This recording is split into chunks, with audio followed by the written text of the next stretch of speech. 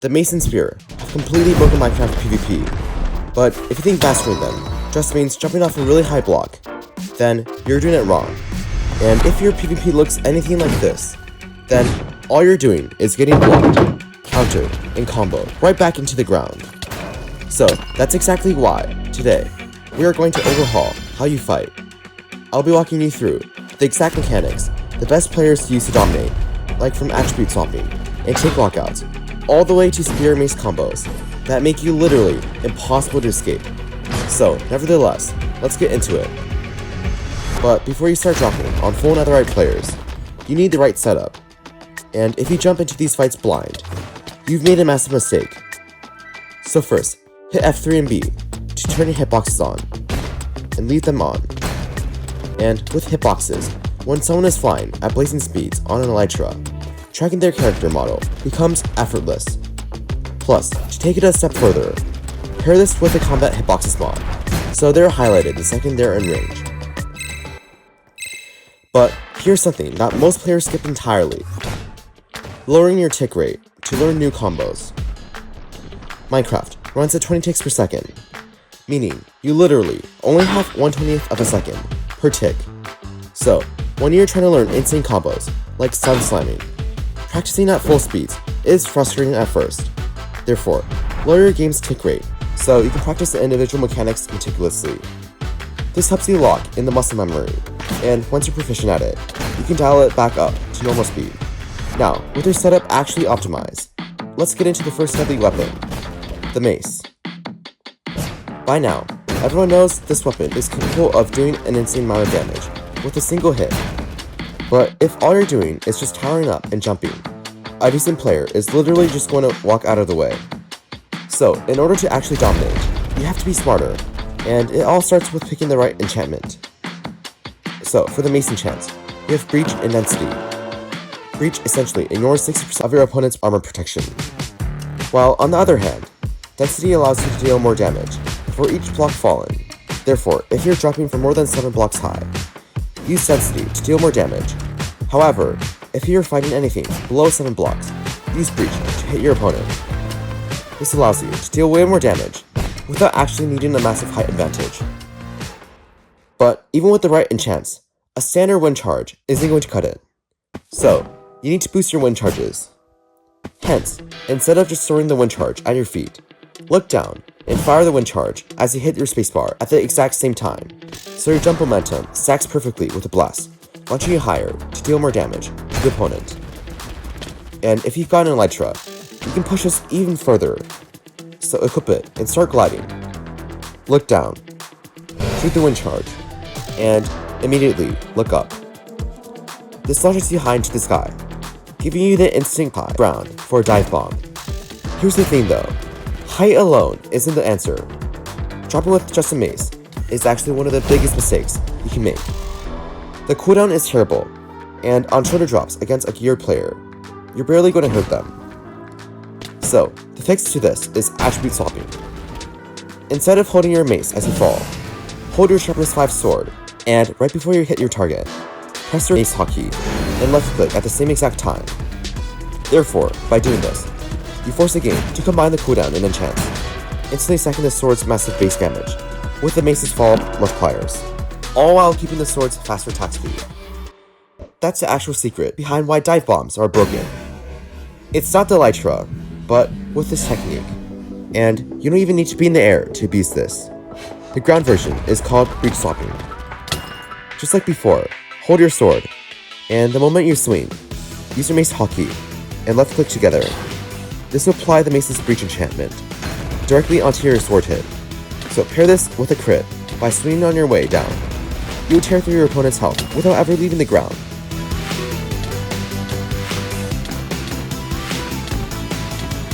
But mastering the mace isn't just about jumping. If you want to actually dominate in the fight, you have to also control the sky. And that starts with pearl catching. So just look straight up, throw an ender pearl, then instantly fire a wind charge right behind it. This is so the pearl collides with the wind charge, teleporting you straight up for an immediate drop. And once you have the timing down, you can start angling your throw for a diagonal pearl catch, which lets you cross huge horizontal gaps in a split second. But what happens if a player drops on you? An excellent way to counter them is by using the grapple technique. So, the second they're falling towards you, or flying in on elytra, throw a pearl at their boots. You'll teleport directly into their hitbox, and since you're both now dropping together, just mace them midair before they ever reach the ground. You can even force this to happen against players who are just camping on the ground. Just shoot a wind charge at them to launch them up, pearl to their boots, and mace them on the way down. This is called force grappling, and it's nearly impossible to defend against. But if they're just trying to run away on the ground, use a head pearl. So, watch yourself to get some height, aim directly for their head, and throw your pearl. You'll instantly teleport right on top of them, with all of your downward momentum stacked up, letting you drop a lethal mace hit before they can react. Now, if you want to get more aggressive, combine your height with an elytra. For the dive bomb, wind charge before pearl catching into the sky, then swap to your elytra, and dive straight at your opponent. But since you can't swing a mace while gliding, you have to swap back to your chest plate right before impact with landing the hit. But one of the absolute most broken ways to kill players right now is the electromacing technique, popularized by Wembu in the Unstable SMP. Therefore, instead of pearling, firework straight up. Then, as you hit your peak height, quickly swap to your chest plate. This drops you out of the flight mode for a split second, letting you perfectly lock your crosshair onto the target, and instantly swap back to your elytra to keep your downward momentum, and then do this on a final chest plate swap right before you hit them with the mace. This involves a ton of rapid hockey swapping, and it essentially allows you to pop targets at a very rapid pace.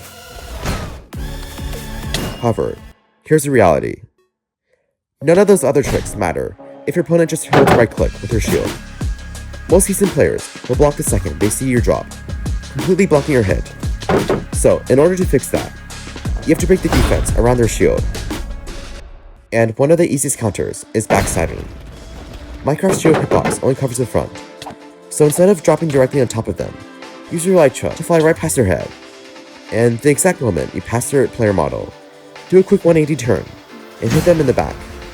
So, by the time they try to track you, they're already dead. But if you only counter them in the front, then use some slamming. This is arguably one of the hardest methods in the game, since it abuses a mechanic called tick lockouts. So, here's how to do it. Firstly, drop onto a shooting player, and right before impact, press your axe hotkey and left click at the same exact time, then press your mace hotkey and left click. Because of how Minecraft processes ticks, if your timing is perfect, the game registers the axe, breaking the shield, and the mace, hitting their body in the same exact fraction of a second. This happens so fast that their shield breaks and they die before they can quickly react. Now, sun slamming is pretty hard, and that's an honest truth. But if you try to learn this in a PvP server right now, you're just going to get countered. So instead, practice with Theobald's PvP map. I've linked it in the description along with this video explaining everything. It has great bot setups, so you can grind out those tactics until you do it flawlessly. But quick pause, if you've made it this far, you already know more about Mace PvP than most Minecraft players out there. So, if this guide is already helping you out, drop a sub. We're trying to hit 15,000 subscribers, and your support is what lets me keep making this content. Alright, the mace is powerful on its own, but now, let's talk about the spear, because this is the exact weapon that makes you completely inescapable. While the mace dominates vertical fights, the spear is all about velocity. The faster you travel, the harder this weapon hits. But before you get onto the crazy movement techniques, you need to understand the basics. On the spear, left clicking does a standard drop attack. This gives you a massive 4.5 blocks of reach, while swords cap out at 3. The trade-off is that the spear has a painfully long attack cooldown. But just like the mace, you can fix this with attribute swapping. So, hold an item with 0 cooldown, like your bare hand or block, and swap to your spear right as you left click. You get more rapid swings while keeping the massive reach. But the real damage comes from the charge attack.